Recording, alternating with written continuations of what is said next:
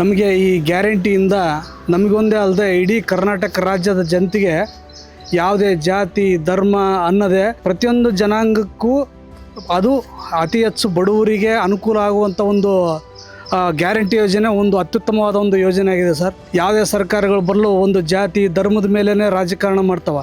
ಆದರೆ ಇವತ್ತೊಂದು ಕಾಂಗ್ರೆಸ್ ಒಂದು ಸರ್ಕಾರ ಏನಿದೆಯಲ್ಲ, ಈ ಗ್ಯಾರಂಟಿ ಯೋಜನೆ ಎಲ್ಲ ಧರ್ಮ ಎಲ್ಲ ಜಾತಿ ಎಲ್ಲ ಬಡವರು ಶ್ರೀಮಂತರು ಅನ್ನದೇ ಮಹಿಳೆಯರಿಗೆ ಮತ್ತು ಬಡವರಿಗೆ ಏನು ಅನುಕೂಲ ಅಂದರೆ ಕರೆಂಟಿಂದ ಆಗಿರ್ಬೋದು, ಒಂದು ಬಸ್ಸಿನಲ್ಲಿ ಓಡಾಡೋ ಒಂದು ಮಹಿಳೆಯರ ಒಂದು ಉಚಿತ ಪಯಣ ಆಗಿರ್ಬೋದು, ಹಾಗೂ ಯುವಕರಿಗೆ ಕೆಲಸ ಸಿಗದೆ ಅವರು ಕೂಡ ಪರದಾಡಿ ಜೀವನ ಸಾಗಿಸುವ ಒಂದು ಇದರಲ್ಲಿ ಅವ್ರಿಗೆ ಕೂಡ ಸಹಾಯಕ ಧನ ಅಂತ ಹೇಳಿ ಕೊಡ್ತಾ ಇದ್ದಾರಲ್ಲ, ಆ ಸಹಾಯ ಧನನೂ ಕೂಡ ಒಂದು ಅತ್ಯುತ್ತಮ ಒಂದು ಯೋಜನೆಯಾಗಿ ಇದರಲ್ಲಿ ಬಂದಿದೆ ಸರ್.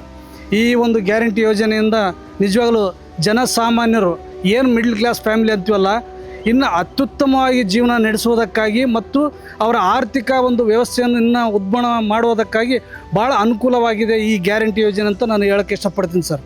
ನಮ್ಮ ಮನೆಯಲ್ಲೇ ಸರ್ ಮಾಮೂಲಾಗಿ 1500ರಿಂದ 2000 ರೂಪಾಯಿ ಕರೆಂಟ್ ಬಿಲ್ ಬರ್ತಿತ್ತು. ಆದರೆ ಇವತ್ತು ಅದೇ 167 ಯೂನಿಟ್ ಉಳಿಯೋದ್ರಿಂದ ನನಗೆ 1500 ರೂಪಾಯಿ ಸೇವ್ ಆಗ್ತದೆ. ಈ ಒಂದು ಕಾರಣದಿಂದ ನನಗೆ ಈ ಗ್ಯಾರಂಟಿ ಯೋಜನೆ ಭಾಳ ತುಂಬ ಇಷ್ಟ ಆಗಿದೆ ಸರ್. ಒಂದು ಫ್ಯಾಮಿಲಿಗೆ ಸುಮಾರು ಒಂದು ದಿನಕ್ಕೆ ಕಡಿಮೆ ಅಂದರೂ ಕೂಡ 500ರಿಂದ 1000 ರೂಪಾಯಿ ಖರ್ಚೈತೆ ಮನೆಯಲ್ಲೇ.